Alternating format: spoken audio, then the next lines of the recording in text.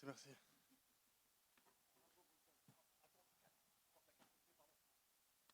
Well, congratulations on the victory. You've had a few minutes now to sort of sit and digest. How are you feeling about your performance and the finish?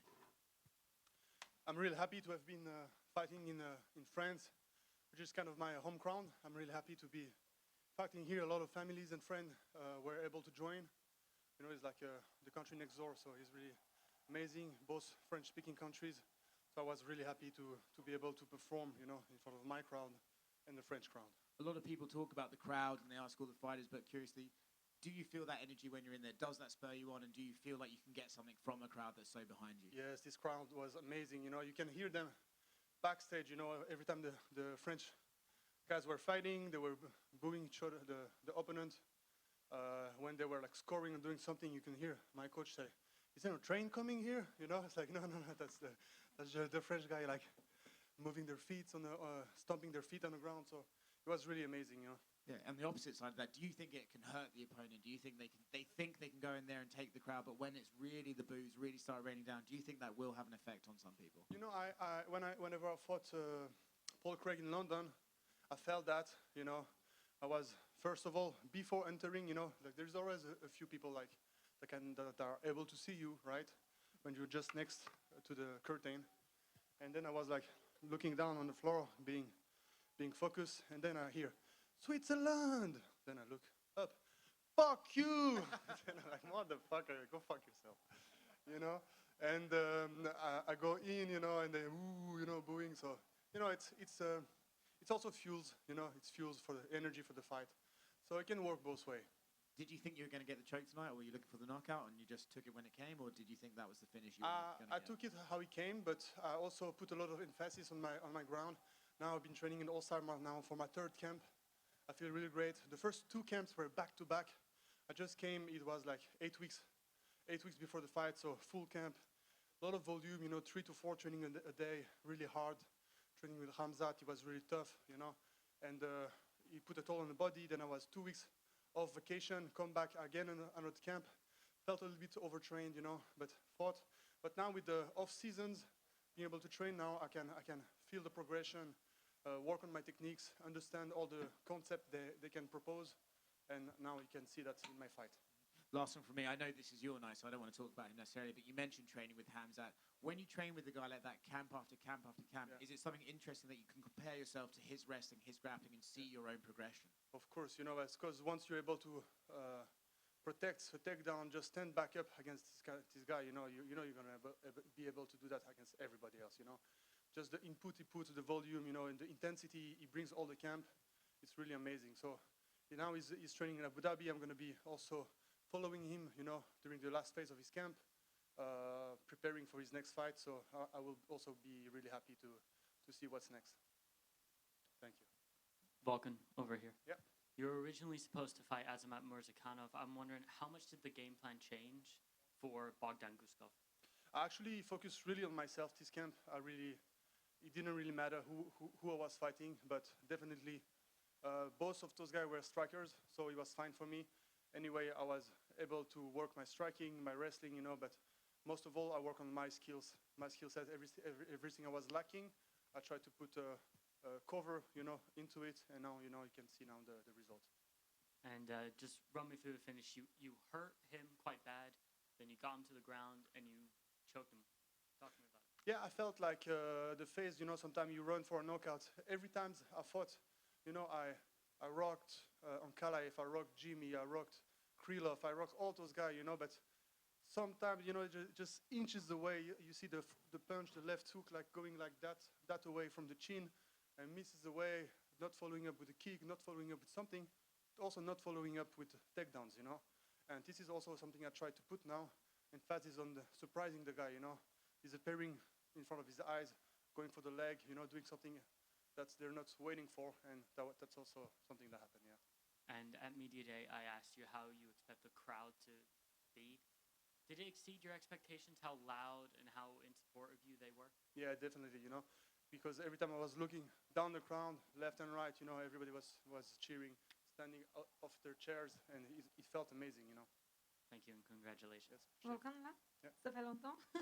Félicitations. merci. So my question is, this particular moment when you tagged like numerous times, multiple times, and he's been like, flowing somewhere there, and you've been trying to switch the techniques in between. So some of the people may have may have taken it as a mess or something. But what was going through your mind when you know you barely have him, but not actually yet? Bogdan, you mean? This fight? Yeah. Yeah. It's part of the process. The fights never happen. Everybody has two hands, two legs. Everybody's tough. This is the UFC. There is level to this fight. There is top 10 guys, and there is also the newcomer like you saw with Bogdan. But you can never underestimate somebody.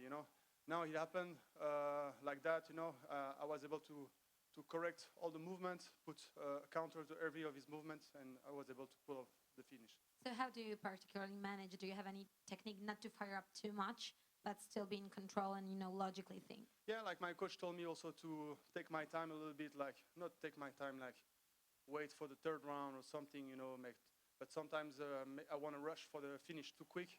So maybe trying to be a little bit more mature, work my stuff, work my tempo, and, be able to pull off the finish.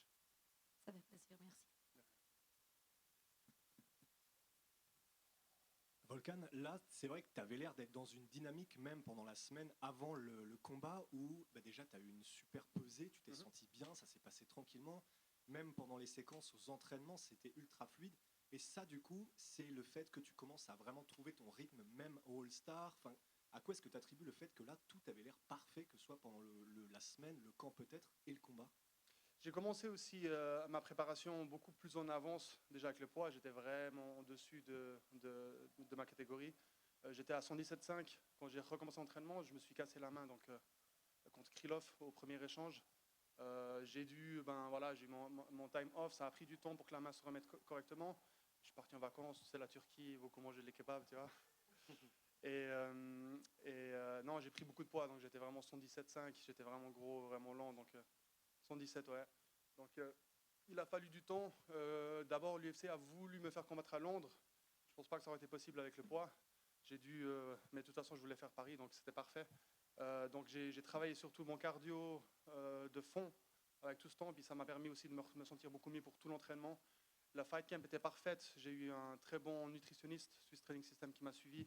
C'était vraiment parfait. Je me suis senti bien. La team, mais aussi, elle était comme sur des roulettes. On a vraiment préparé tous les concepts de A à Z, et ça s'est senti donc aujourd'hui.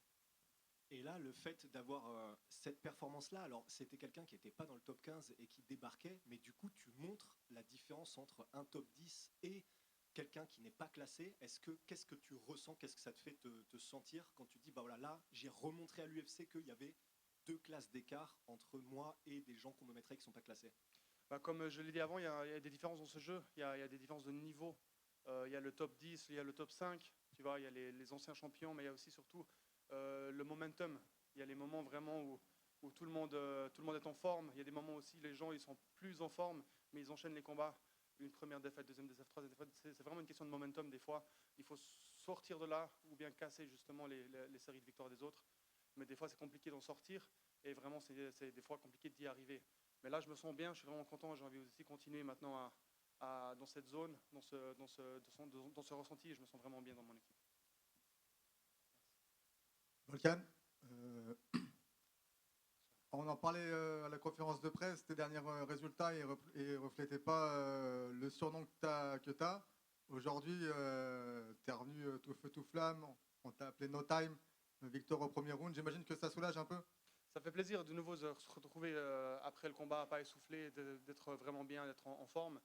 Bien sûr, tu vois, tu parles de ça, mais aussi j'ai fait vraiment à 2 doigts de mettre KO tout le monde aussi au premier round. Tous les combats que j'ai finis donc au 3e ou bien comme ça, qui sont passés jusqu'à la décision. J'ai toujours eu cette petite marge de manœuvre que j'ai loupée, où je suis passé vraiment à 2 doigts d'avoir un finish flat vraiment correct. Et c'est pour ça que c'est ce genre de choses que j'avais envie de travailler aussi pour vraiment arriver à finir ça, de mettre l'adversaire à 0. Et justement, selon toi, qu'est-ce qui t'a manqué pour avoir ces finishes?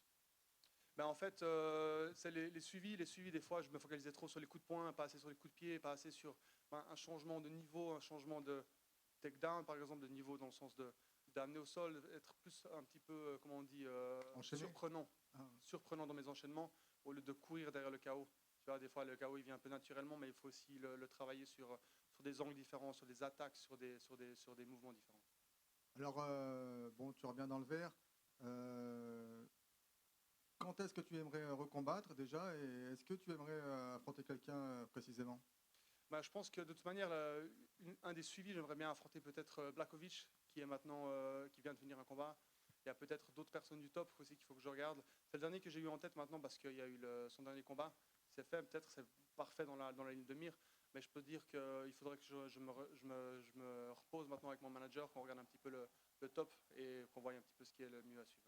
Et du coup, tu as une date pour ton retour, un souhait? Pour l'instant, pas du tout, non. Je me suis vraiment focalisé sur ce combat-là. Ça, sinon que je te sors, c'est vraiment là comme ça de tête.